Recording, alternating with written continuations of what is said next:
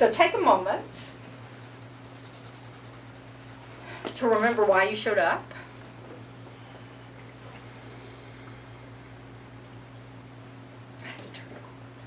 And then try to set or generate a positive intention to use your time well.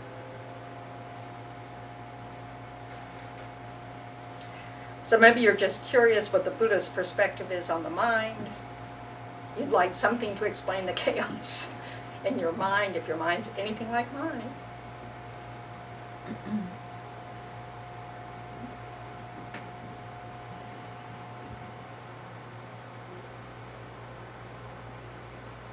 And just so set an intention that you'll try to listen with an open mind, with a mind that's curious and skeptical.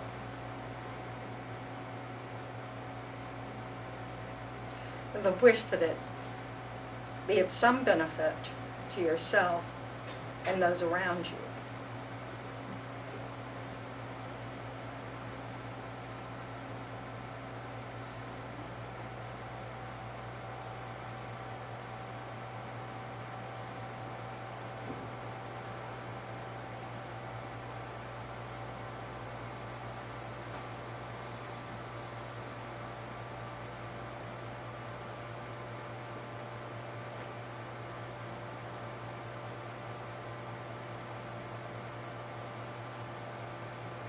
So take a moment to just be aware of what's going on in your mind. See if you can notice where your thoughts, there's a pattern to your thoughts this evening.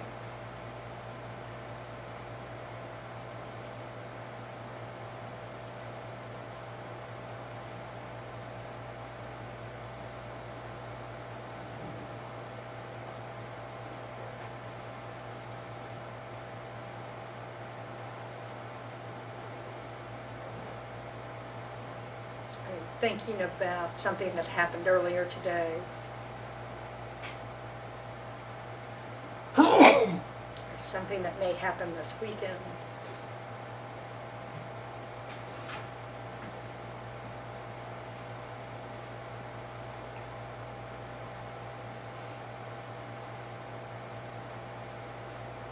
Are you more aware of your body than your mind?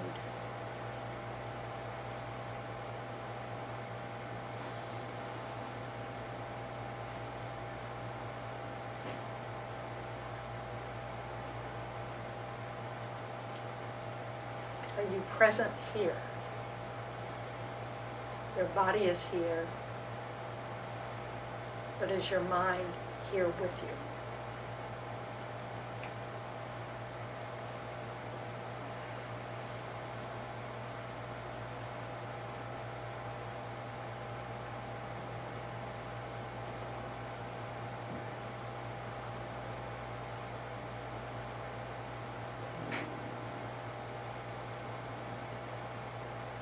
One simple technique to help yourself be in the present moment is just to find your breath. The sensation of the breath as it's going in and out of the body. Just bringing your awareness to the sensation either at the tip of your nose, if your belly rises and falls, as your chest expands. Try to find one of those sensations.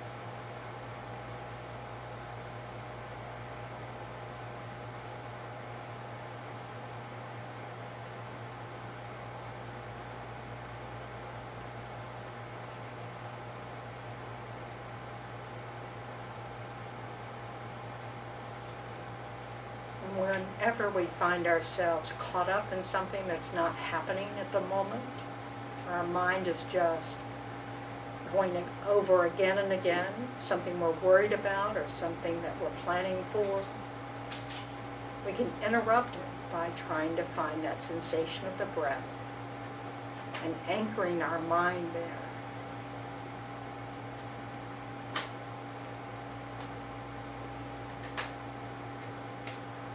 And not engaging in those thoughts They may arise, but they can pass through the mind like clouds in the sky.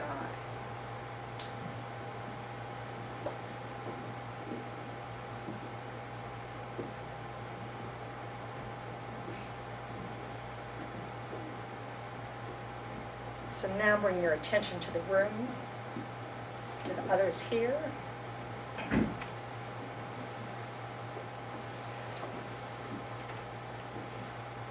It really is important to be able to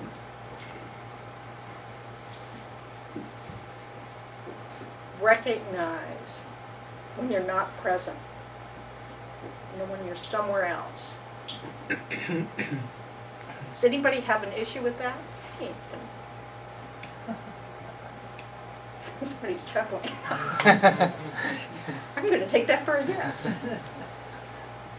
Well, one thing about using the breath as an anchor, obviously it's really useful at the beginning of meditations to help us, try to settle our minds down and make the decision, okay, it's time to meditate. But it's also helpful just any time during the day when we feel like we just, run amok with our mind somewhere, is to just use our ability to have physical sensation and bring our focus to that, because that's happening right now. So it's just, this is why you can do walking meditation by just focusing on, feeling your foot touch the ground. You don't have to go super slowly. You don't have to go super fast. You can do it at any speed you're walking. It's just bringing your awareness to that sensation of the foot touching the ground. If you're feeling really agitated, then you might bring a thought to mind like, with each step, I can plant peace on the earth, or I can plant anger on the earth. And think about the whole planet. What's so cool is you imagine, none of the water being here for a moment. The earth that we walk on is the same earth everywhere. I mean, it's, it's just divided by distance, but there's not like a break in the earth. Water just makes it we just don't see it where there's water. So that this idea of, when we know, that even though we can't see it, scientists at least tell us, that all these atoms and little tiny things are constantly in motion. And they go into our bodies, separate from our bodies. I mean, we're all sort of connected molecularly. I love words. So when you think about walking, planting peace on the earth with every footstep, you can just picture in your mind it radiating out to the whole planet, because there's never a break in the earth. So and this kind of attitude can really help us feel more connected with others. I did this meditation a lot when I was at Plum Village. It's a typical Plum Village kind of meditation. But I had just gotten a phone call, or I just called a friend of mine who'd gotten breast cancer, just found out she'd gotten breast cancer, and so I couldn't be there with her. And if this was one of the ways in which I could feel connected, that I could send my prayers and loving thoughts and loving concern just by peacefully walking on the earth and thinking of her. And that may sound ridiculous, and very woo-woo kind of thing, which I am so not. But it certainly didn't benefit my friend directly, but it definitely benefited me. It definitely kept me from being so agitated and feeling so helpless. And the more we can come from a peaceful place ourselves, we're benefiting the people around us. So I couldn't be benefiting my friend who was so far away, but I was benefiting the people immediately around me. And if I hadn't taken care of my agitated mind, guess what I would have been doing for the people around me? So this is what our sphere of control is important. So if we can, keep that kind of thing in mind and do what we can to bring ourselves to this moment Go, okay, in this moment, there's not a catastrophe happening in my little sphere. I can be more peaceful. I can take care of my mind so that I can take care of the others around me. Does that make sense? So this is a way of understanding the power of our minds, because when we're agitated, we harm others. So it matters if we take care of our mind or not. Okay, I can't multitask, so I'm going to right now plug in my computer.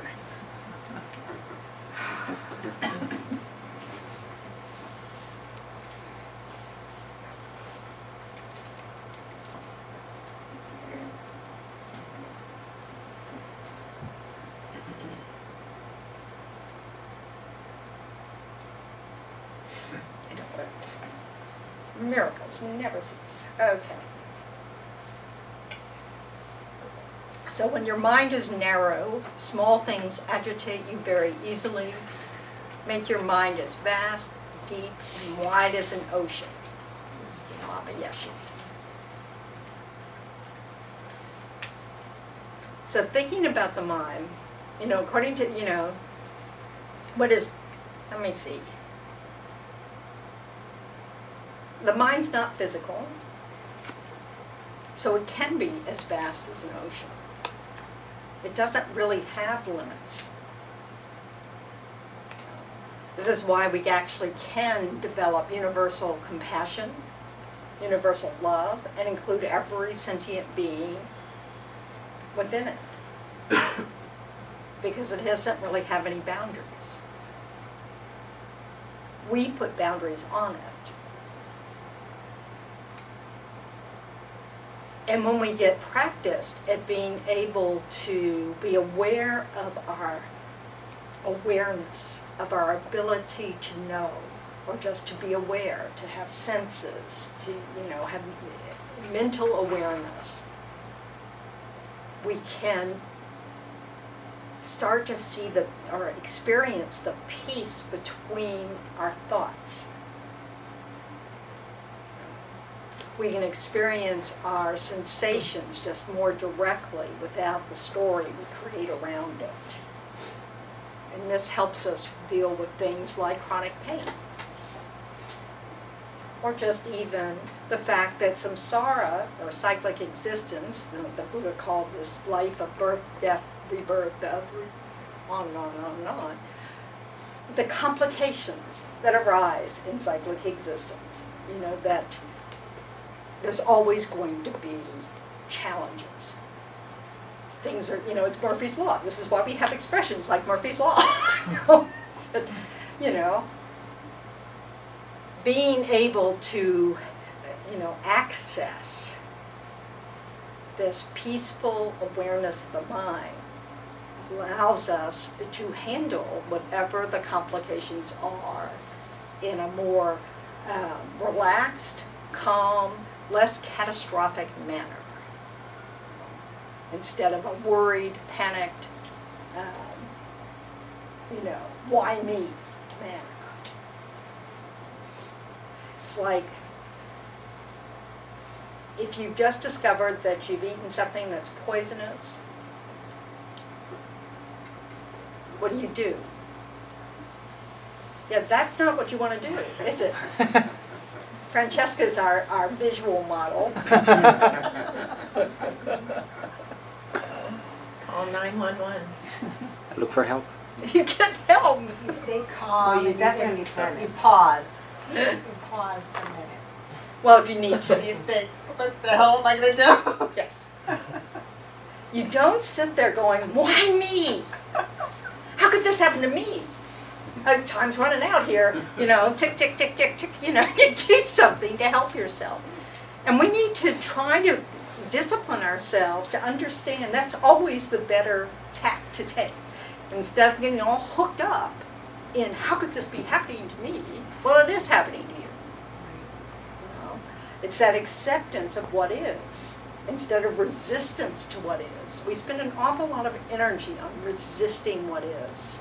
So we can be aware of this if we're aware of what's going on in our mind, aware of the conversation that we're having. if it's all caught up in trying to change what is, not remedy, not problem solve, just simply, this shouldn't be happening, why doesn't it stop? Those thoughts are not productive.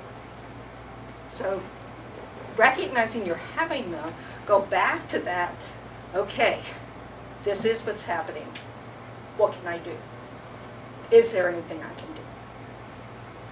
If there's nothing you can do, what's our byword? It's sort of, our slogan. Why worry? Why worry? You can't do anything? Why worry? If you can do something, don't worry, do it. So worrying's just not, not the most helpful. So, but this takes a lot of practice. But the more we spend some time discovering the peace that is actually available to us, the calm that's available to us, this awareness that as long as we have that next breath, we're here. One day it won't be, but that's another one. Could be this one.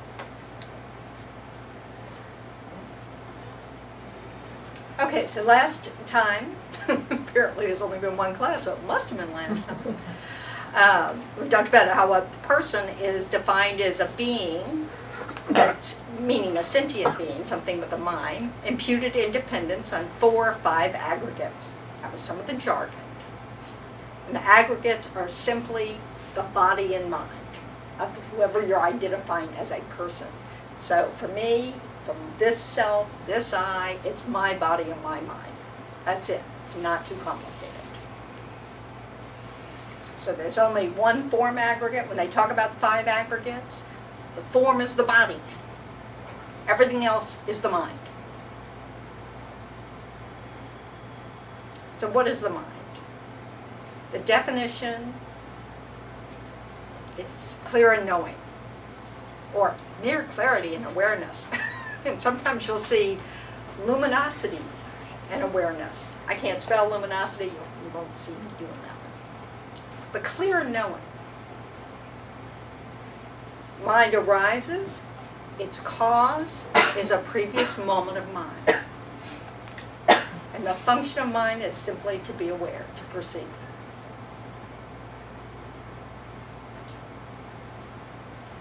What is a mental continuum?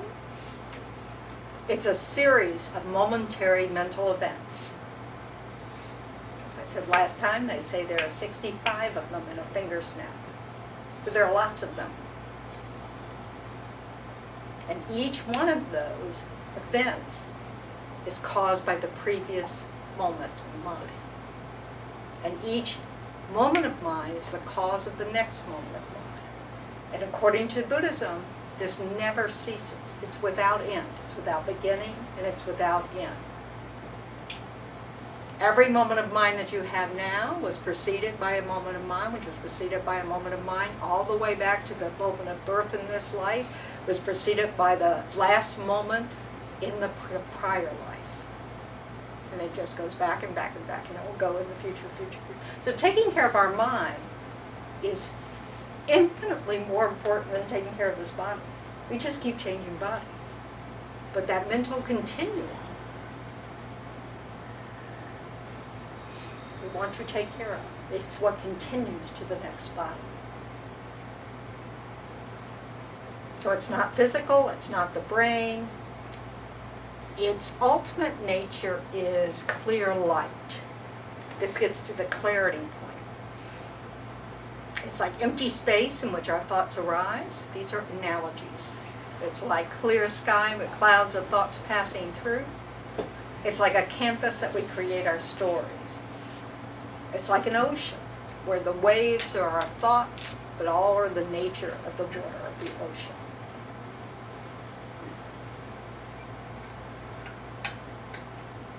This clarity, the clear aspect of the mind, is getting at the fact that it's not physical. It doesn't have a tangible shape, form, it doesn't have anything tangible at all. It's not physical. And it has a natural capacity to experience objects as they are without distortion. When it says objects, it means the object of mind.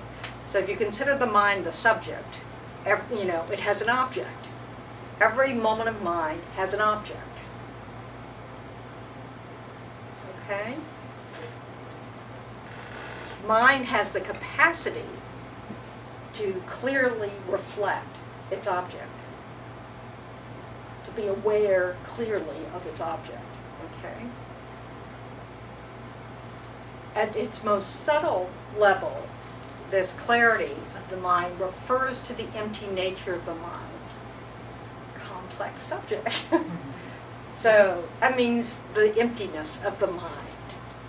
The emptiness of the mind is referring to how the mind actually exists. That's the phrase in Tibetan Buddhism, and I don't know what they call it. In Zen, they call it no self. It is the lack of a fixed, concrete nature that exists independently of causes and conditions. Nothing exists that way. The mind also does not exist that way. It is empty of inherent existence. It's like if it's a positive mind or a negative mind, it is determined by what you put into it. Whether it's being influenced by anger or influenced by wisdom. Sorry, I'm a little bit confused. Go for it. This is part of the 3 levels of mind, where you're It's in the most most subtle. subtle. The most subtle. So this is when you're like almost dying. Well, it's actually always there. But at the time of death, Oh. this is what is finally manifest, because we're not aware of our subtle levels of mind. Oh. Our most subtle of mind, level of mind, and its emptiness, is what goes to the next life. The nature of that mind is emptiness. Just like the nature of this cup is emptiness. The Buddha said nothing that exists inherently. So the mind, just like everything else, so like when we have comments, that, oh, I was born that way, I'm just like that, my mind just always goes there. The Buddha said, well, you're talking about habits. Your mind is not actually like that. If you change your habits, your mind will reflect that. Because it's totally changeable.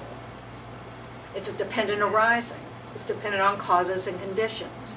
So if you practice generosity a lot, my kid brother clearly had practiced generosity a lot because he was born generous.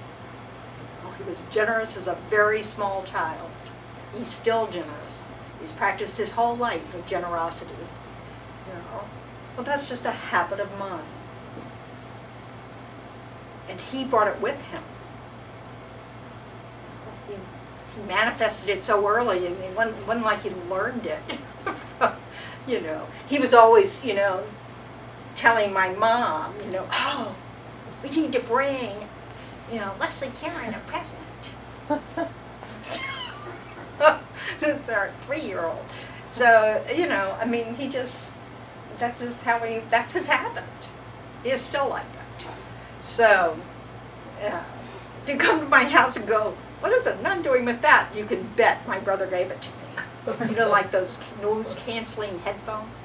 My brother gave those. So, they're great for nuns. You can meditate anywhere. So, but the idea here is that the mind, this is the good news. No matter what our habits of mind are, if we change what we practice, we can change the habits of mind. Even very, very strong habits. If we put in the effort, if we know how to, what opposes our habit, then we can change any habit of mind. Because the mind is not of a nature. There's no permanent mind. It's exceedingly momentary. The quality of awareness. So we were talking about clear. Near clarity and knowing. So the awareness, the knowing aspect of mind is, of course, its function. It's the activity of knowing, engaging, experiencing, apprehending objects. In other words, it's looking for the color blue, it finds it, and it apprehends it, holds it in mind. It functions by apprehending sense objects and conceiving all kinds of mental objects. So according to Buddhism, our eye awareness, ear awareness, nose awareness are non-physical awarenesses that depend on a physical sense organ. But they're referred to as awarenesses. Then we also have conceptions, don't we? We just have thoughts about things. According to Buddhism, you can also have direct mental events, like seeing something. You can also do that with your mind.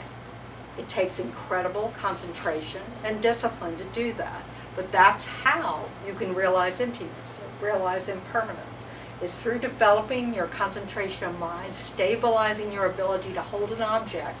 You can penetrate things that we only know from inference, our conceptions, and actually have an experience of it. I can't explain how that feels, because I haven't had one. But it's an experience, not a thought. And this is what is necessary in order to get liberated from cyclic existence. It is not what's necessary to reduce our suffering. We can do that by just really developing our awareness of what's going on in our mind. I'm sorry, I think I lost the last question. So the last part, what is it that you said you haven't experienced? I haven't experienced a direct mental event. Well, actually, technically speaking, according to the teachings in this school of thought, we do experience them, we're just not aware of experiencing that there's a direct mental event with each moment of mind, I think. But only yogis, those who have developed their concentration to the point where they pretty much are aware of each moment of mind, are able to access these direct mental events. So that means instead of thinking about something, you're having a mental experience of it. I can't even go there. So you're without, let's say, without thinking that I'm going to have a vacation in Maui, I'm actually living the vacation in No. Maui? Is that That's a the- concept. Okay. Yeah. I was So let's thinking look the at same something thing. like I was impermanence. thinking the same thing. Like If all you of us feel- understand impermanence, right? That things are not, like you can, break things and they cease to exist in that form, But to have a direct experience of impermanence means you're not thinking about a cup and dropping the cup and breaking the cup. It's that you actually experience impermanence itself. Can I explain that? No. Like your own LSD. Yeah. Like this sense of connectedness. A lot of people say they have this experience, but it's drug induced. And what you can do with your mind is develop to have that experience without it. Yeah, so that's a good example. I'm not going to do drugs to find out what that's like. Yeah, I know. I missed that. I was just 2 years behind the hippies in my life, So it's amazing I met Buddhism at all. So, but it's just, Yeah. But so that's a similar experience from what I understand. But when you develop your mind, you can have an experience of the connectedness of all sentient beings. Buddhas have that all the time. Buddha, an enlightened mind, is one that never has thought. It is experiencing everything that exists in every moment directly. That's why it's not ignorant. Yes, Art? Is that like empathy and compassion? Is it like empathy and compassion? You can, well, with that same moment of experience, those are naturally there in a Buddha mind. But it's not a thinking about it. It just is that. I don't know how to explain it because I don't have that experience. Well, compassion. Well, compassion, though, is still thinking about wishing others to be free of suffering. But you feel it in your heart. Heart and mind are the same word in Buddhism. When Tibetans, when they point to their mind, they point here. You don't make this division between emotion and intellect. It's all mind.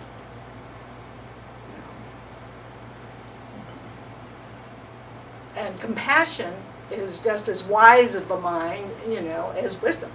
So it's, but yes, so it's this, when they talk about an enlightened mind having no incorrect states of mind present, it has no ignorance.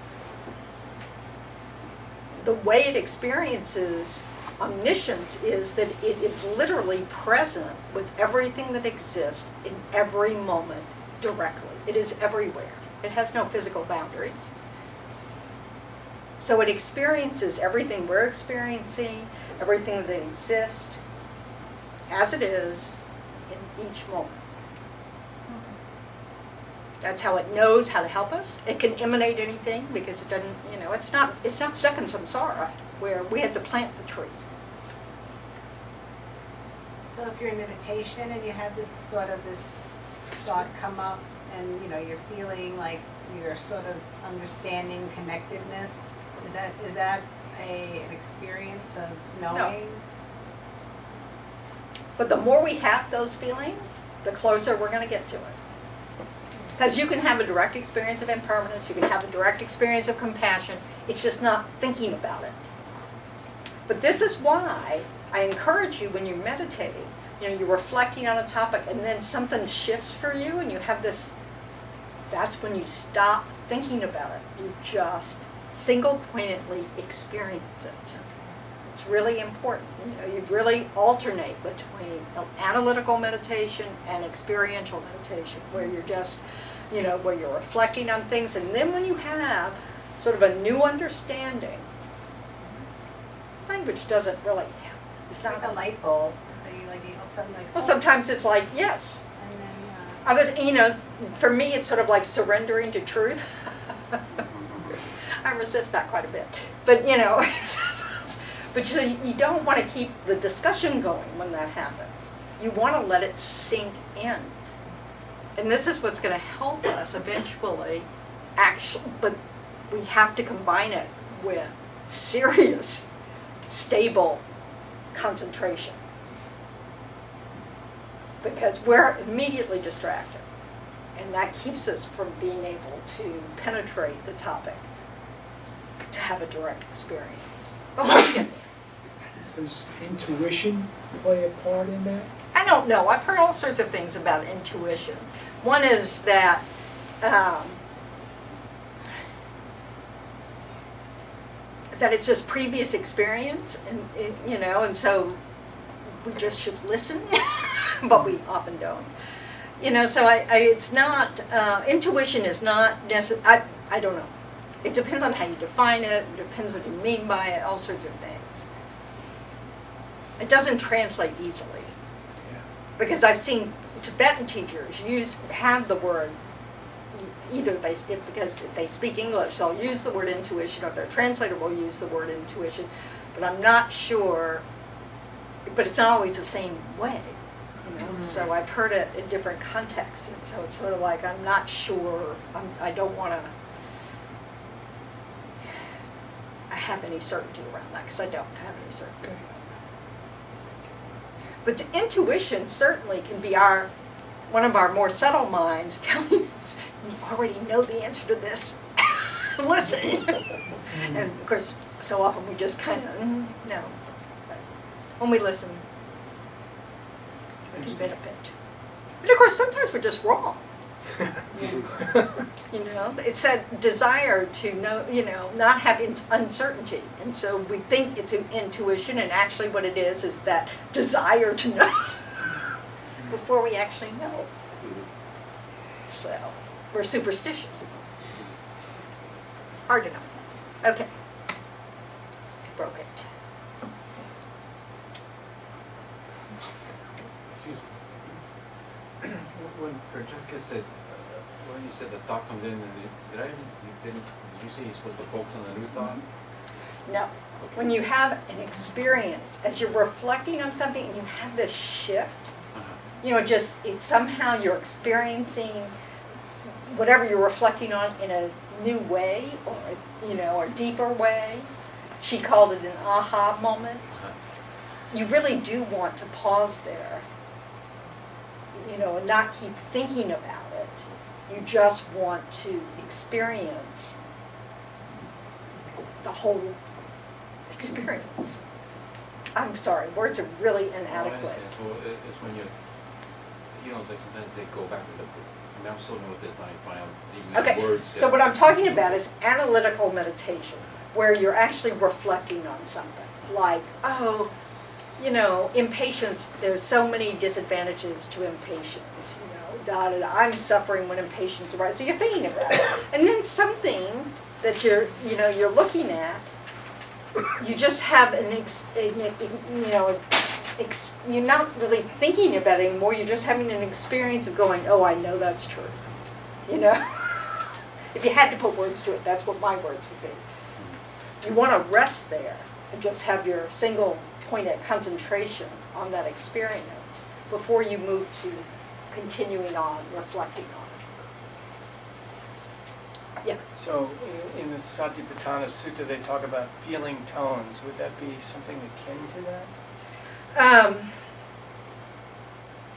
I'm not sure of that translation, but there's mindfulness of feelings in the body. There's mindfulness of the body in the body. There's mindfulness, and so yes, that's how we want that mindfulness is how we can get to the point where our awareness of what's going on becomes more and more acute, so that we can be aware when we're having, when something is sinking in a different way. Because we have to internalize the teachings. It's not enough to just understand them intellectually. And we are both a body and mind. And so when we have this kind of body, we can take, there are clues that we can take. Like a lot of us experience our agitation through the body first, even though the mind's way ahead of it. We really don't notice, partly because our mind's agitated all the time. But then when we start having that clenched gut or whatever, we know with consistent meditation and really developing our awareness of what's going on in our mind all the time, it will be clued in. We just can catch things really early on. And so that need to pause might not be noticeable to anyone else because we're there and we're right on it. We're not having to wait until like the body goes, headache, we're ahead of it.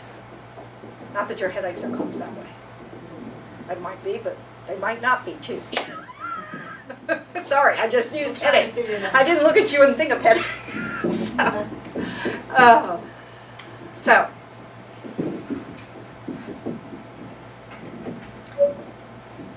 But practicing, in our rendition, it's like the 4 close placements of mindfulness. That's a fairly, you've already got some skills in meditation when you're doing that. Those are useful tools to develop your skills in meditation. But at the beginning, when you're a very new beginner, it really is about, so it's sort of like when you're aware of the sensation of the breath, that's this awareness of what's happening in the body. Then when you have the awareness of pleasant or unpleasant or whatever, you're kind of aware of the feeling in the body. But you're not thinking about it, you're not elaborating it with thoughts. You're just experiencing it as it arises. You don't follow thinking about it. You just stay. So one of the ways, since you would prefer to try walking meditation, one of the ways you do that is you practice staying with the sensation of the foot touching the ground. And every time you catch yourself thinking about something else, you come back to that physical sensation of the foot hitting the ground. And that's how you're disciplining your mind to stay where you tell it to stay. Doesn't mean you cross the street without looking. It's just that there's a part of your mind that is aware of that pressure on the foot with each step. And you're not listening to music.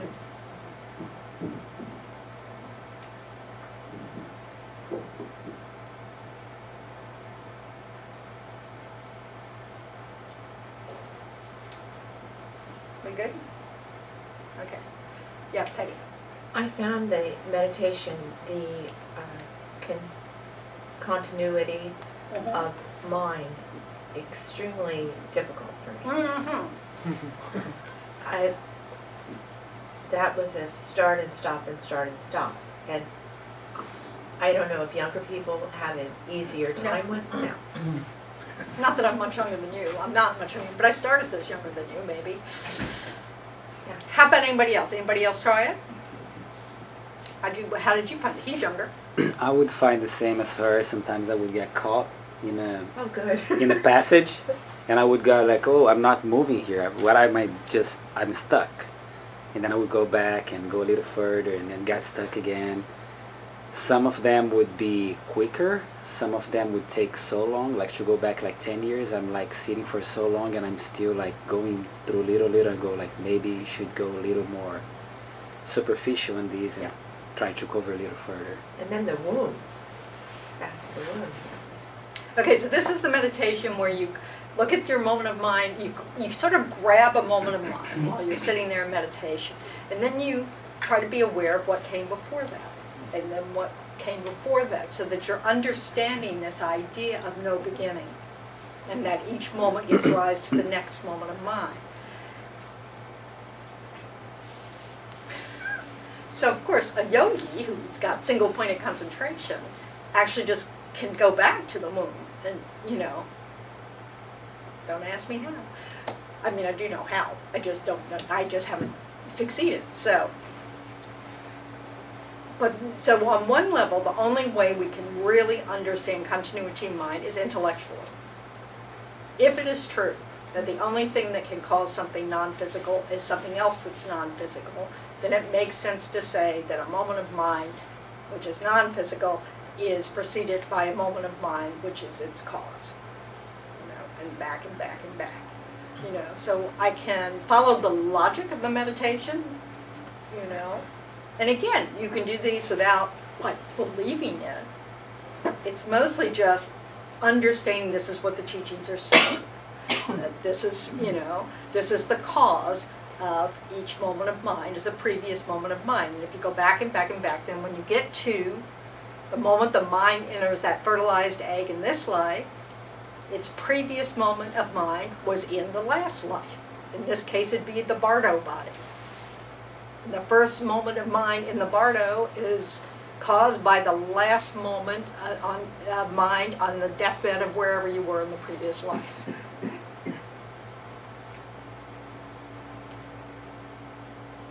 So it's a large part of this is intellectual, just getting you to look at the logic. To me, it's like a number line. Yeah. If you were going back using thoughts to connect backwards, is that really mind, a moment of mind, the thoughts? The thoughts are mine. What else are they? Well, It's conceptual mind. Yeah. I thought that the thoughts were actually the arising of our ignorance. Yeah, it's a thought about, yes, it's based on our ignorance, but it's still a thought. It's still mind. It's But incorrect mind. If we weren't ignorant, then it might not appear as a thought. Right? When we're not ignorant, we'll just have a direct experience of everything. But not at first.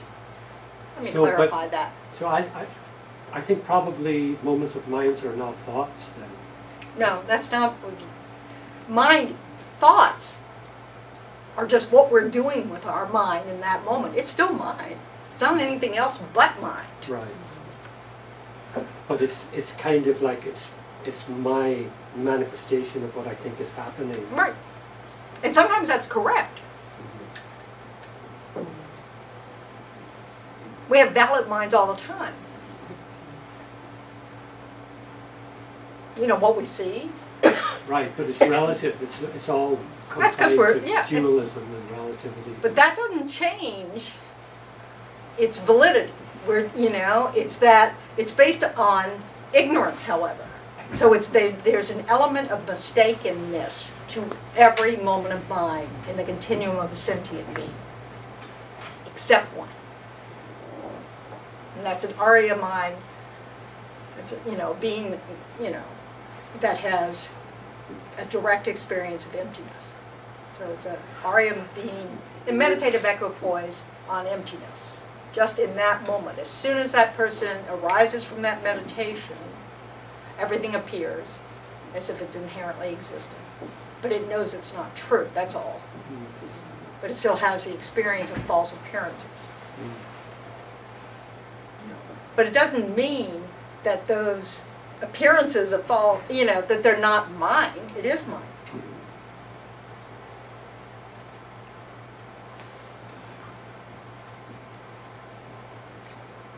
And this is partly why. Because, so one of the analogies is the mind is like a mirror.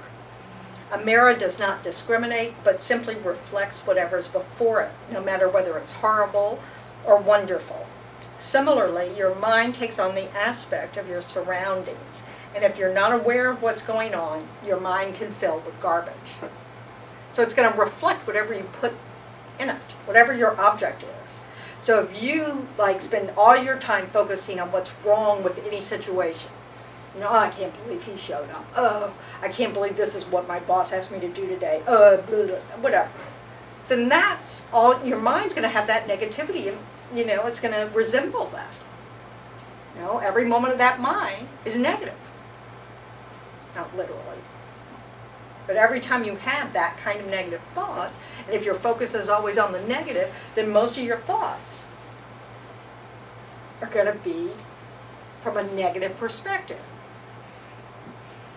And the mind just simply reflects that. If we have some information that's wrong, your mind will reflect that. Okay? So it accurately reflects what we put in front of it. So when you're talking about conceptual things, we can have lots of wrong conceptions. Even our direct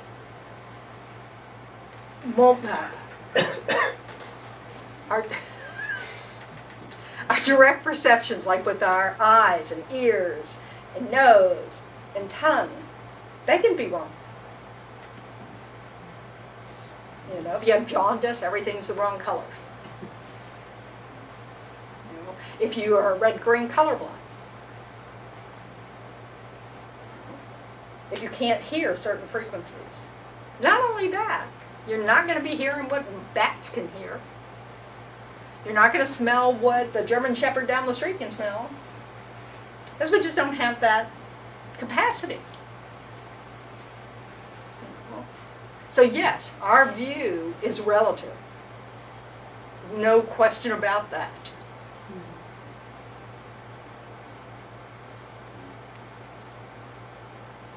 And every experience of samsara is in that realm, of just relativeness.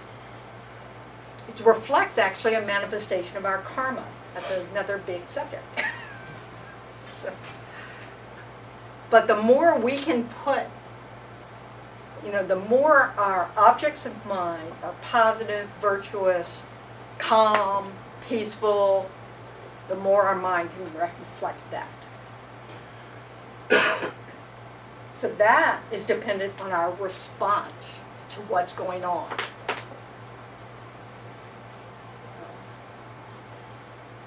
So if we practice, say, worry, and we worry all the time, then that's what our mind's being practicing, is worry. It gets really good at it. To where you can predict every possible thing that could go wrong. Now, is that a skill you really want? You have to practice something else.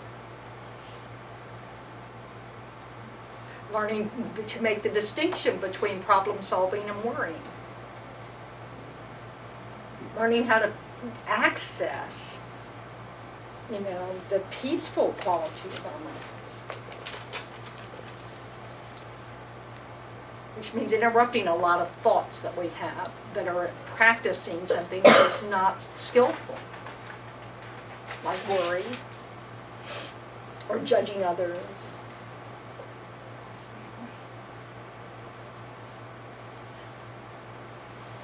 It just got huge. Did it get bigger up there? Yeah, just now. Okay. No, you were in the smaller ones before. Something just changed. So when they talk about the mind, reflecting our states of mind, so if we have a mental factor of anger arise with our mind resembles the anger. It reflects the anger. But it doesn't become anger.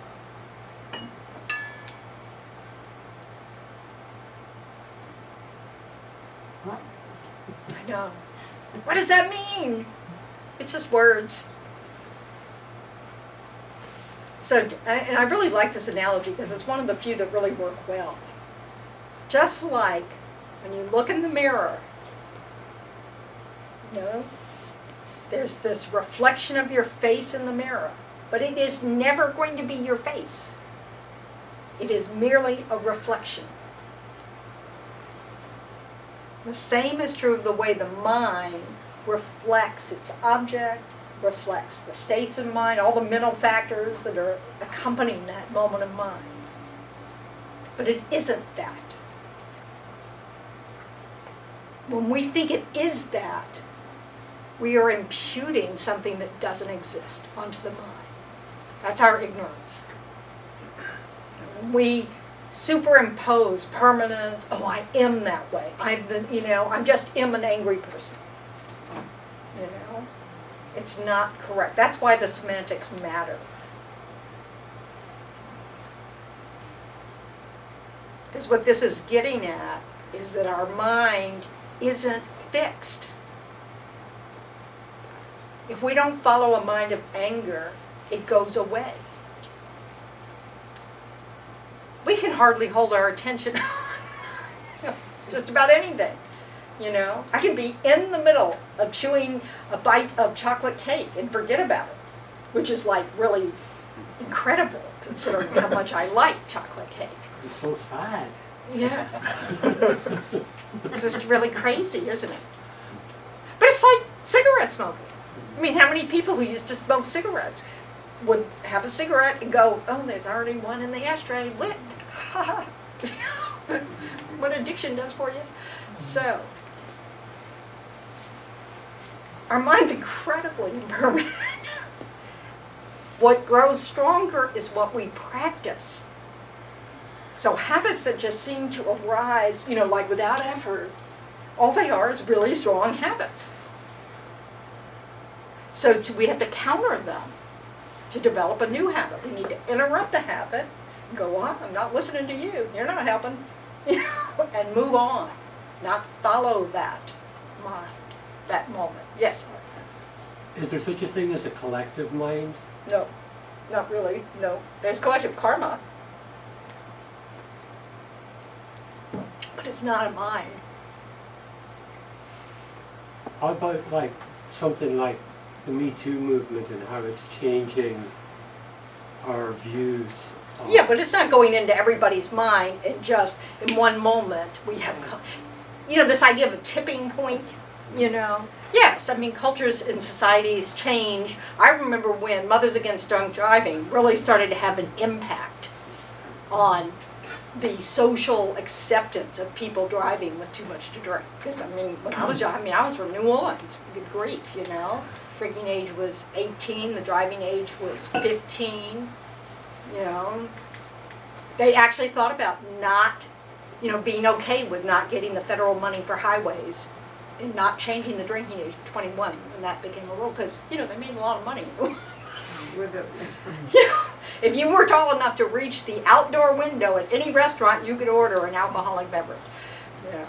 You know, that's what most of my classmates did when they were in 8th grade. So, yeah, it's amazing we have brain cells. But, you know, so yes, there's a, you know, but that's just about, you know, like smartphones become popular, you know, because we like things that, you know, oh, they have one. We like to belong. We also don't like to suffer. But I mean, we've sort of had many Me Too moments, so we'll see what happens with that. We'll see. I don't have a lot of confidence. Can you please give me an example of collective karma? Collective karma is like all of us being in this place in this moment. That we're all born on the planet that has, where you have to kill to survive. Because just taking a shower kills all sorts of beings, you know. That our food, when you know, grow crops, there are lots of insects and animals in the dirt and in the air that get killed, you know, that's our collective karma. So,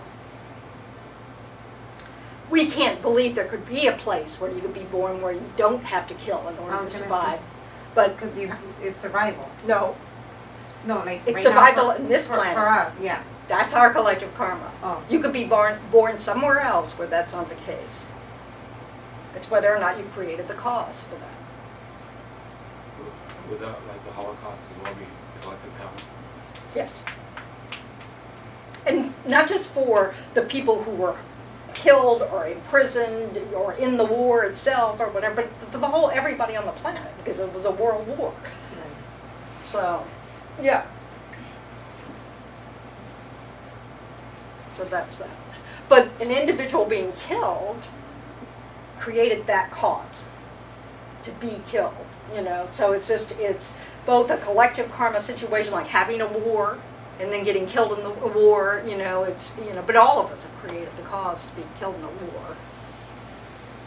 I don't have any doubt of that, but I'm not a Buddhist, so you can ignore that, you know, I could be wrong. So like the Me Too movement, that would be collective karma. No. That we're all experiencing that at this time. Well, you could say that that's collective karma in the sense that that happens to be a subject of conversation.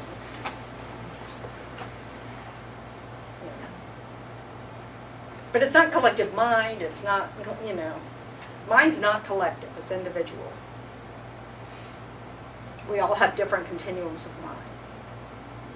Now, Buddha minds only differ with respect to their history. Everything else is the same. They have no ignorance, they have all the same qualities, you know, so, you know, you could say in effect, there's no difference between two enlightened minds. But it's still not the same mental continuum. I call it like rainbows. Everything has Yeah. But that's just an analogy.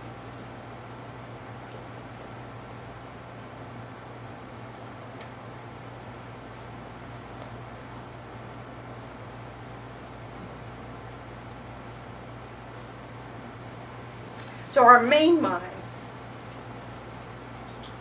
you can, another analogy is that you could look at it like the movie screen. And then our states of mind are all the activities going on.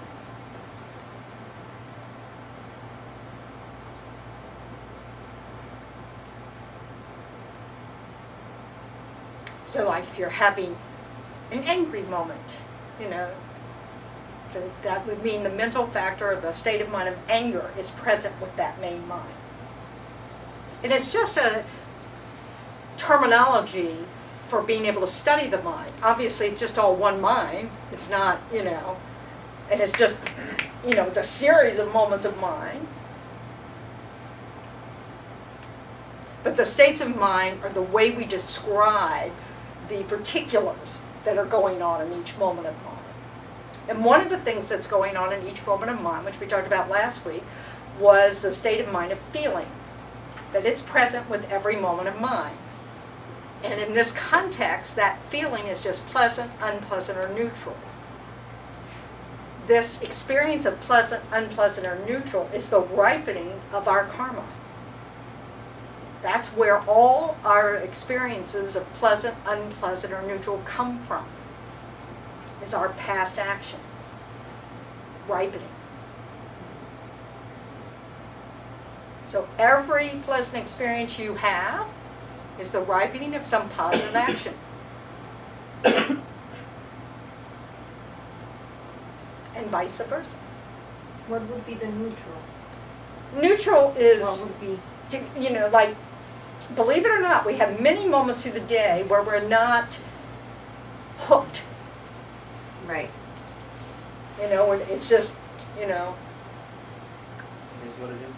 Or like when something is happening that you're like neutral, you're like, I don't know what to feel because you don't feel happy or you don't feel, you wouldn't sad. even be going that far. Yeah, so you're like, you don't, have a reaction really at all. and it still is determined about whatever you have experienced. Yes. We have lots of neutral moments. Okay. If you think there's 65 moments of mind in a finger snap, a lot of those are neutral. And apparently every moment of direct mind must be pretty, we don't even notice it. So.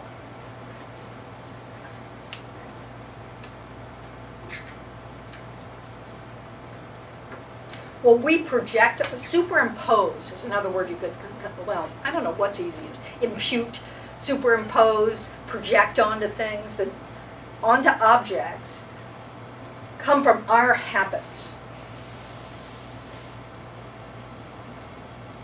It's the way we judge others. Or, oh, that's pleasant or unpleasant, or I like that, or chocolate. Chocolate has deliciousness in it. No. It's delicious to me because that connection has somehow been made. And I'm not allergic to it. Although some poor people, you know, love the taste of chocolate and are allergic to it. That must be terrible. So,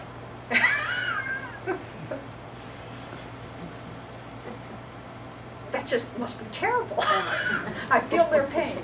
Okay.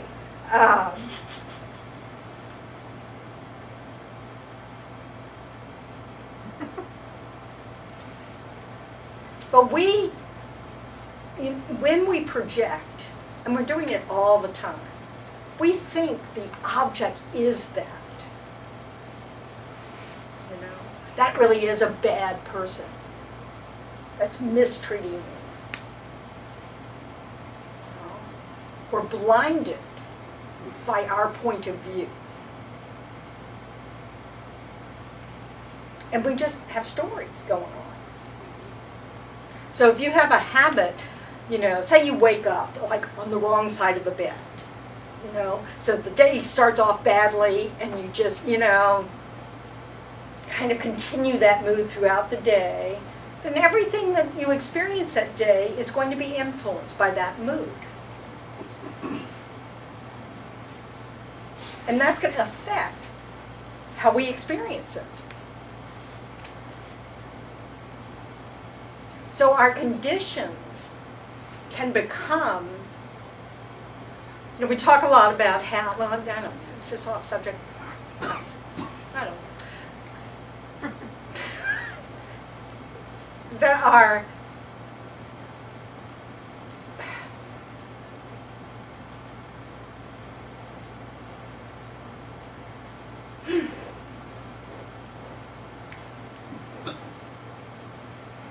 we can talk about certain conditions being like a condition for our anger. But those same conditions can become opportunities for patience. Right. That there's, and it requires those conditions that were once conditions to have anger arise to be a condition for patience, because otherwise we don't need patience.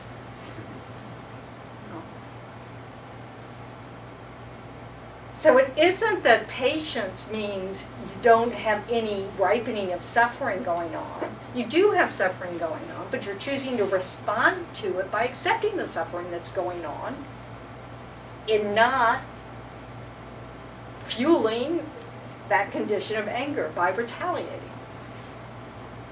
which cuts this, the more you practice patience, what ends up happening is there are fewer conditions for anger.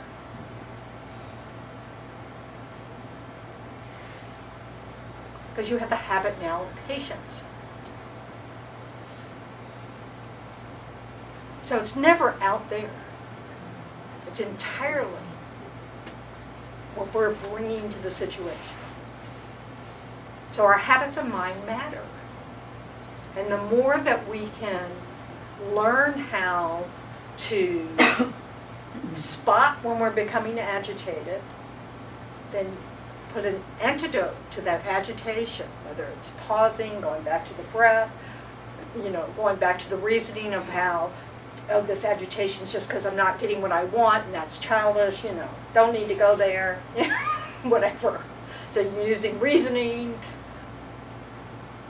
whatever it is, that we have that opportunity the more we're aware of what's going on. And that's why we want to develop our time in meditation. That's why we want to carry what we learn in meditation, on the cushion out into the world. So it's not like, you do 20 minutes of meditation in the morning and you're done. That will only benefit you on those 20 minutes on the cushion. So it's about understanding we want to become so skilled, or so habituated to noticing what's going on in our mind and our inner world.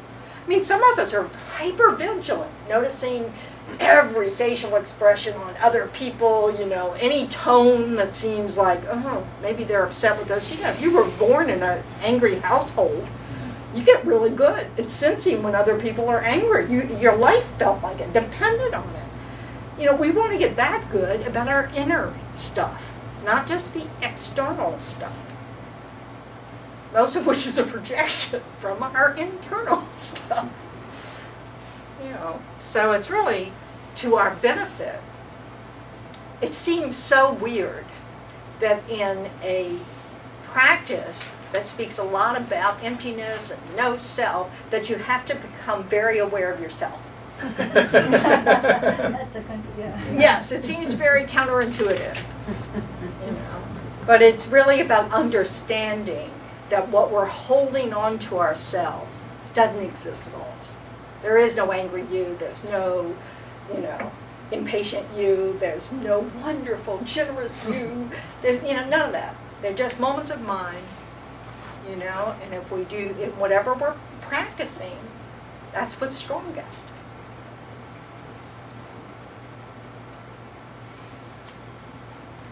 We making sense? Sort of? Okay. How did that happen? Once this happened, I can't go back to so which means I can't see any of my notes. Not that I can read them anywhere, they're in teeny. Okay, so last week I talked about that there are these 5 always present states of mind, like feeling, recognition, blah, blah, blah, blah. You also have many other categories of states of mind to study. Not that you have to know them. But I just think this gives you an idea of how the teachers have broken this up to help us really start to discern our different states of mind, so we can be better at knowing what's going on in ourselves, where we can parse out, sort of like, for me, one of the important ones was being able to parse out the difference between wanting to correct an injustice and anger. They're 2 different states of mind. So they talk in terms of 51, some traditions I think say maybe 52 states of mind, but there are many, many, many states of mind. These are the ones they consider the most important as far as us being able to reduce our suffering, realize emptiness, how things actually exist, and become liberated. So always present are just how we experience objects of mind. There's a feeling with it, we recognize it, we can discriminate between objects. We have contact with an object, when we're asleep we don't actually have any contact with, we're in a dream world. We're not in where our eyes are looking at objects, our minds are imagining objects, so it's a different experience. And all those other ones. Intention. Our mind, we choose where to direct the mind, and then we zero in on things, and that's attention. So those are the always present ones. But then there's also object ascertaining, variable.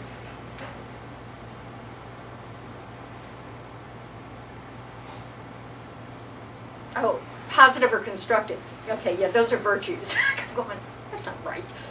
But that's because on my list it was called virtues. Then we had non-virtues. So we try to avoid those languages here in the West. And there's 6 root negative and 20 secondary negative minds. So like anger, is sort of a root negative mind, and then there's resentment, and belligerence, and and on and on and on. So this is the ones we talked about last week, was contact, discernment or recognition, feeling, intention, and attention. The 5 object ascertaining ones are how we become certain of our object. When we're inattentive, we may have glimpses of an object, but we really don't take it in. So that's like when you're really caught up in a movie or something, and you don't hear the knock on the door. I mean, you hear it, but not enough, to really have it register that someone's knocking at your door. Well, these are ones when we have a mind that grasps its object, knows its object, holds its object, apprehends its object, will remember it, These are the states of mind that are present. One is aspiration. It's sort of like you have to be interested. You have to, So sometimes it's translated as belief. But it's really just this interest in. There's something about the object that makes you interested in apprehending it. Oh, well, appreciation, same thing. So if we're talking about virtuous objects, you're looking at why this would be appealing to you. We're going to go with virtue. Why not? Mindfulness, you have to remember the object. If you're very distracted, again, it's like being inattentive. But if you want to remember to be patient, you have to be mindful of that I want to be patient. I appreciate the qualities of patience. I aspire to be patient. I have to remember those things. Concentration. Mindfulness is just remembering the object. Concentration is stable on the object. You're able to you don't lose focus. And then wisdom is what arises from these other things. Just like knowing the object. Like if you want to know what the color red is, then you go to Sherwin-Williams and they can show you a whole color wheel of reds. So these are the kinds of states, these states of mind are also going on. Not in every mind.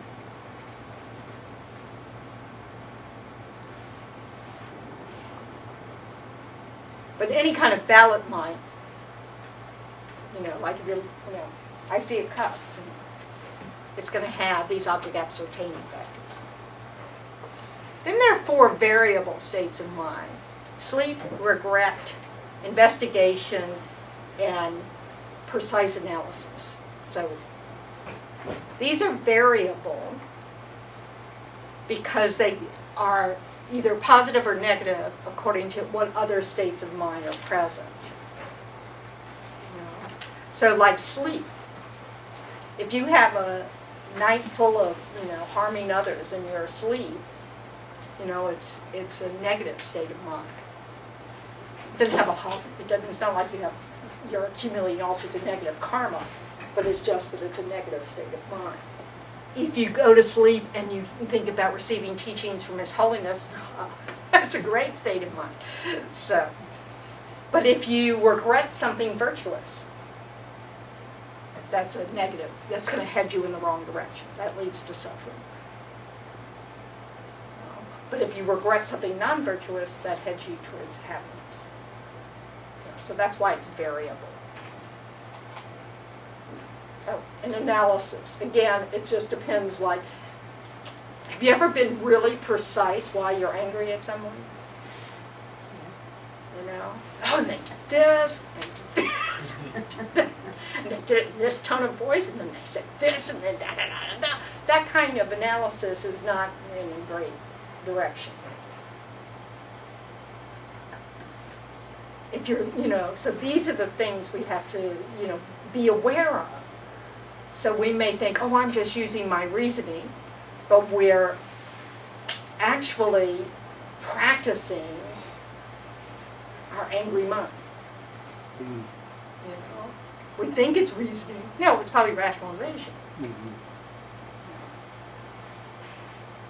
So we want to get more precise about such things. Our motivation, the circumstances, all sorts of things go into it. So but those are just on the variable. Then some of the negative states of mind are highlighted as being the 3 poisons because they get us in the most trouble. And so that's attachment, anger, and ignorance. Ignorance is the root because all of our negative states of mind or disturbing states of mind arise out of ignorance. We are attached to things or angry about things due to our ignorance. This is why once we have perfected our realization of emptiness, we are liberated from samsara because none of these negative states of mind will arise ever again. There's no foundation for it. That's how important overcoming ignorance is. The fact that we do not see things as they actually exist, that we're always superimposing on things qualities that just aren't there. From the simple ones like, permanence, and then it, and we think, oh, I don't do that. I know everything's impermanent, and then you break something, you go, how did it break? Well, because it's impermanent. So you probably don't have a realization of it. Or we think a relationship is permanent. Or we think our loved ones are permanent, and they're not. That doesn't mean we don't grieve. It's just, it's understanding that things are impermanent, even people. So one of the jobs we have in front of us is to be constantly working on overcoming our ignorance. So we'll talk more about that. Maybe not tonight.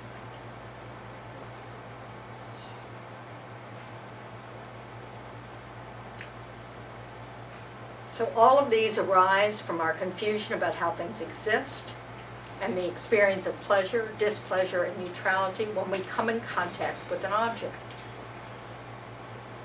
So one of the mistakes we make, if we experience pleasure, we really think that pleasurableness is in the object. I told you my story about hot chocolate. I used to drink hot chocolate every, when it was cold. I didn't do this in Australia. And then one night I'm drinking my hot chocolate because hot milk puts me to sleep. So, and good news is chocolate doesn't change that. And it's probably because I drink 17 cups of hot tea a day. But, so I'm sitting there drinking this hot chocolate and I'm feeling sicker and sicker and sicker. But it can't be the hot chocolate because there's only deliciousness in hot chocolate. I drank the whole cup. Yeah, I'm an idiot. But this is one of those examples, well, I like hot chocolate. So it cannot be the cause of my suffering in this moment.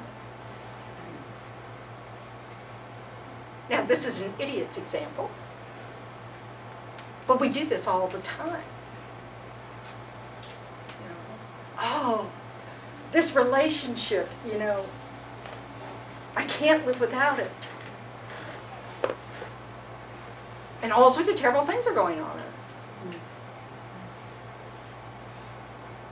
But because we've decided it is permanently a one way, it has one effect, we can't, it obscures us from seeing it as it is. We do the same thing with things that we don't like. They're terrible, horrible, you know. Could never, there's nothing useful about that person.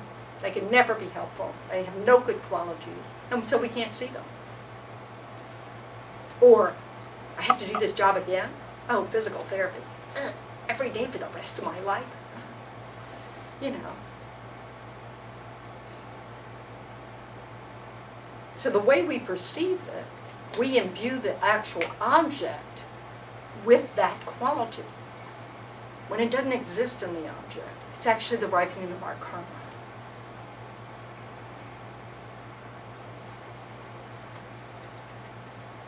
And that's, we don't understand that because of our ignorance.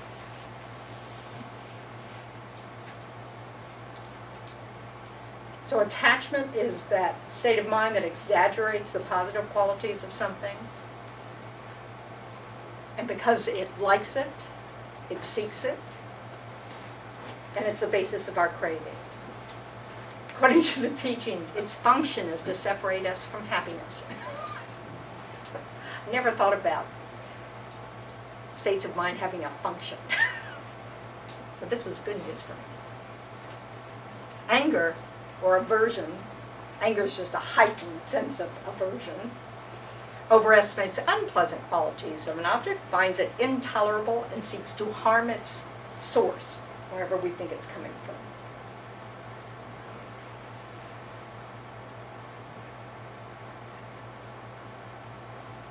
Ignorance or fundamental confusion is an unknowing that is obscured regarding the way, mode of abiding, this is jargon, mode of abiding of all phenomena. It's the way things actually exist. So we haven't, it's not just that we don't understand how things exist. We think things exist a certain way that they, in which they do not. So it's an active, wrong idea. So it's not just that we don't know. We think what we do think we know, we're incorrect about, which makes it harder to overcome than just learning something new and just not knowing it before. Like learning the name of that fruit is a persimmon. I remember learning that. Ah, you're free. But you're not. I have a question. Yes, please. Okay. So you said something about mindfulness, a definition that went so fast for me. Oh, yes. And I'm trying to compare to other definitions that I've heard about mindfulness. Mindfulness really is just to remember. So like when we're using it, like when we're developing mindfulness, we need to remember whatever object we're being mindful of. Then there's a state of mind called alertness, or Concentration? no,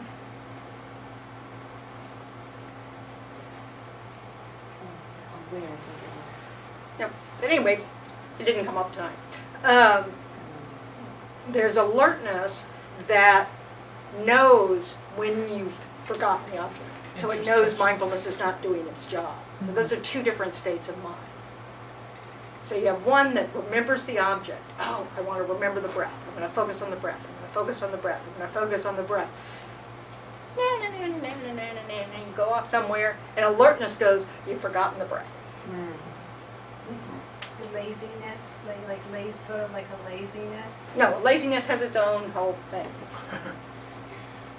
But when you say mindful, then you can apply it to people. I have to remember that Anything can be the object. Okay. It's whatever you're choosing to be the object. You have to be mindful of it. So like say you're working on wanting to be generous. Then you need to remember that that's the object. And so any opportunity that comes along for you to be able to respond in a generous way, you want to remember. But that's right, I'm practicing generosity. If you forget, you're not going to, So this is one of those things we have to train ourselves. Like, if you want, so one of the things we want to be mindful of is what's in our mind. So To it's a not, constant thing, Yeah. like all day. yeah, all day, but so it Trying takes to practice, but it yeah. becomes habitual, so that you get to the point where you pretty much can't lie to yourself what's on in your mind. You might not change it or do anything differently, but you kind of know what's going on there, because you're always looking. So you want to develop that habit. Then it's another habit to remember, okay, I want to be aware when any kind of agitation's going on, because I want to practice patience. So mindfulness, that word, just really means to remember, or being mindful of the object, or remembering the object. Recollection. In some traditions, like I think in the Zen tradition, they say that the mind bases evolve. They have they have two extra consciousnesses that we don't hold to in this tradition. That memory is only possible because, we put it, because of this mindfulness. So, in this tradition, we just say, it's the mind. You don't need another mind. Mind's function is to be aware. So if you remember it, your mind knows that. So things like being inattentive is what helps us forget. It means we're never really mindful of the object to begin with. So like when we act like we're listening to someone, we have all the right, posture and all this kind of stuff, but we're really not listening. We can't remember what they say. So it's a very useful skill. Yes, Art. And so ignorance is it just about dualistic perception? It's not about dualistic thinking is a result of our ignorance. So there's no escape from the ignorance, only through realization of emptiness. That is the escape. That's the only one. So the practice. Because think of it this way, you have a lack of knowledge. When you have that knowledge, that eliminates the lack of knowledge. And that's what realization of emptiness is. It's the knowledge you need to eliminate the ignorance. So the practice of the practices of the that we're describing, like being mindful and stuff like that, you're still going to be stuck in the ignorance. You'll still be stuck in samsara until you utilize those kinds of states of mind, like mindfulness, to develop your concentration, to meditate on emptiness, till you have a direct realization of emptiness. That's the reason you're doing it. Well, that's how you can apply mindfulness to emptiness. We need both wings. We need to be, we need to be able to develop, universal compassion. And then we also need to develop the realization of how things exist. So we need mindfulness. How we treat others, for example, can result in us not having the conditions that are conducive to a realization of emptiness.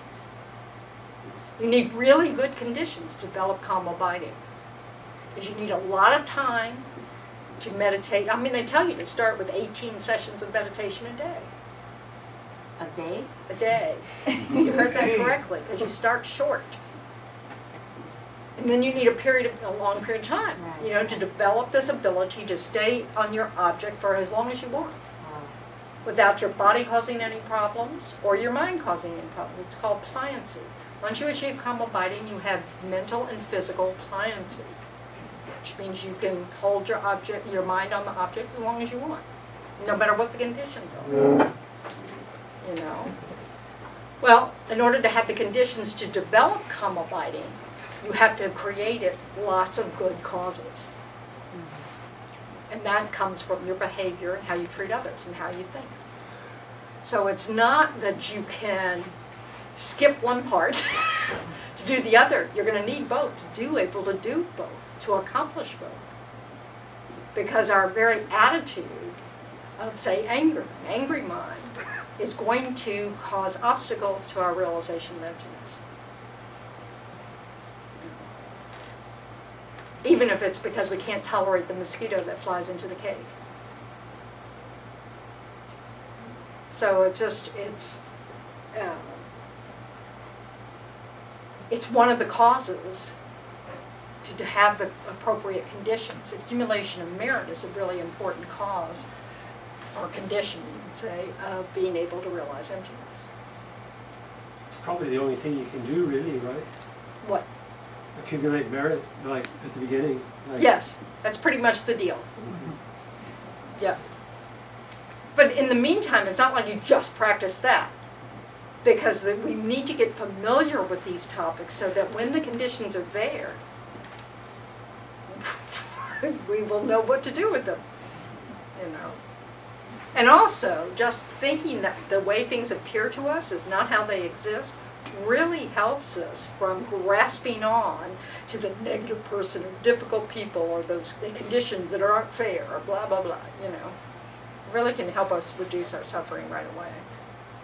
So, and we live at a time that's perfect for it because we now have so much more information about how wrong we are, about how things are. You know, we now understand because of technology. You know, we have evidence of things that theoretical physicists and theoretical mathematicians, you know, were talking about before the technology existed. You know, now we know how momentary everything is. Now we know that what we see is only, you know, a bare minimum of what we could see if our eyes were different. So it's just, you know, we don't, you know, I think there's nothing between me and Raphael except air. Well, then nothing can be further from the truth than that. I just can't see any of it there. It's not an obstacle to me. But there's lots of stuff happening. Yeah. I have a question about the anger part. Just what? I'm sorry. No, the anger part. Like, I understand that it's all in ourselves, but when a big situation happens, how can you deal with that? Like, for example, somebody does something very harmful for you and affects you, and you know, and you didn't have anything to do with it. Or like, I know we're creating the cause. In this life, you have nothing to do with it. Right, in this life. How can you deal with that? Like, I don't know how to say, like, to not suffer more than what the situation is. Well, first of all, if you don't spend a whole lot of time thinking, I don't deserve this. Well, in my situation, I had to because it was legal and things like, you know, you had to be in the situation. But like, how? No, I said, spending time thinking I do not deserve this. Oh. Is a way to add suffering onto something that, and it doesn't help. You know, anytime we're spending time just resisting what is by saying it's not fair, I shouldn't have to do this, and we are adding mental suffering on top of what is. And we have to deal with that in addition to whatever we need to be doing, you know, so we have to find out what we're doing. But if we're all caught in just rage that this is happening to me, we are adding suffering on top of a difficult situation. So just like find the solution, deal with it. Well, it's just sort of, okay, this is what's happening. I don't know why it's happening, but it is what's happening. So what can I do? You know, what are my options? What are this and what's that? You know? And it's okay to separate from people that, because I know you're like, oh, you can't just say I don't like you, or you tend to go to people that think like you. But in this case, is it okay? You should choose helpful companions. Hanging out with, you know, when you're trying to quit drinking or quit smoking and hanging out with all your fellow smokers and drinkers, guess what? That's not going to be helpful at all. Right. What we don't want to do is judge those people as bad people. They're just not helpful to us in this moment. They've been your mother in past lives. I know it's a lot to grasp. Lots to grasp here. So yes, but I mean, this is the big view, is stepping back a little bit saying, okay, I don't need to get all hooked personally, like I'm a bad person because this is happening to me. Terrible things happen to all people all over the world, all the time. You know, this is part of the deal. So now it's, you know, I'm in one of those moments. You know, so how can I handle it? This is not going to kill me, you know. Even if it kills me, then I'll at least be done with this moment. But you know, but I mean, you just have to, you know, it's that we have to recognize how we layer layers of suffering on it by the way we're thinking about it, or we get hooked by, you know, like our resistance to what is. Instead of judging it, I mean, part of the reason we do that is this idea that we exist a certain way. So if this is happening to us, we must be bad. You know? And that we don't need to do. That's totally unnecessary.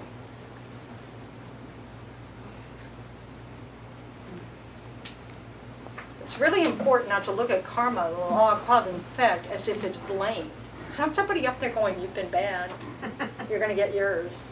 That's the It's just cause and effect. We are in such a habit in our culture to see that as determining our worth or not. And that's something that just doesn't enter into it in Buddhism. So it can be hard to drop that habit.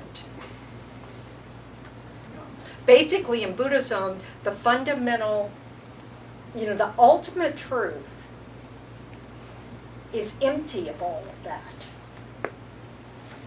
We are not. In fact, you know, we all are potential Buddhas. We all have the capacity to be a Buddha. So this idea that we deserve suffering or just, you know, it just isn't relevant. It's just cause and effect. What we need to learn is how to remove our ignorance and how to understand why certain states of mind and certain actions of speech and body are not skillful. And they're never going to turn out well for us. You know, that idea of getting even or something which might feel powerful in the moment is only going to end in suffering. We're just practicing suffering.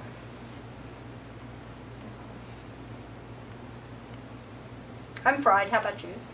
Yes, Ron. So the phrase, life is not happening to me, it's happening for me. It depends on your semantics. I mean, you know, it's just what's happening. Well, what I'm hearing though is whatever situation arises out here, it seems like Buddhism is saying there's an opportunity here. No There's an matter opportunity what, here. It's to also practice. It's also a result of your past actions. Right. Okay. You can't separate yourself from what happens to you. Somewhere in your continuum, you created the cause for what's happening to you. And you just can let that worry you or not. Yeah. A lot of times, things that appear negative turn out to not be negative. That's because of how we respond to them. This is the beauty of it, is once we accept that happiness or suffering or, you know, isn't out there, it's how we respond to what's happening. Yes. You know, when you think about your good qualities, the conditions for us to develop our good qualities are not pleasant. You know, but the thing, when we go to bed at night and think, well, you know, and have some self-respect, or on our deathbed when we're thinking, this, you know, it comes from how we responded to difficult situations. And then the other aspect is the truth of suffering. In samsara, we have suffering. It is the nature of suffering. And we want out. It's reasonable to want out. But there's not, you can't escape it because it isn't a place. It's from a wrong state of mind, an incorrect state of mind. This is all manifesting because we have an incorrect assumption about how things exist. And so we need to overcome that. because we truly suffer. You know, it's horrific how we suffer and how we cause others to suffer. So we really want to learn how to stop doing that, and also to understand that it's all based on a foundation that is just a misunderstanding of how we exist. That attachment to this person because they suit our preferences in this life just has no meaning. You know, it's that everybody has suited our preferences in some way. Everybody is, you know, everybody has the capacity to be our most dearest friend. It just depends on conditions. So separating people into camps of us and them, or, you know, it's just not, it's ignorant. Judging others reflects that ignorance. So we want to be able to let go of that habit. Understand it's a mistaken habit. It's based on the wrong idea. And this takes a lot of reflection, time, effort. Might not take any time if you've done a lot of work in previous lives that we just don't know about yet. You know, you finally meet that right condition. Who knows? Please, hurry up. I need more help. So, anyway, okay. So let's take a moment to just feel really good about how we've just spent this time. You know, we've taken, you know, most of us feel like our time is limited. And so we're choosing to work on our minds. That's the only way we can quit harming others, is to work on our minds. To learn how to develop peaceful minds, calm minds, non-grasping minds. So it's really wonderful that we've spent some time like this tonight. And so according to the Buddha, we've created the cause for some pleasant things in the future. So we want to dedicate them to benefit others. And 10, we want them to not exhaust these positive results. We don't want them to exhaust until there are no suffering sentient beings left.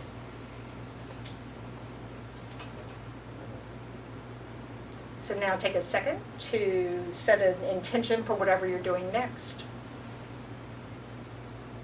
Perhaps you're going home to family and think about what presents you want to bring home.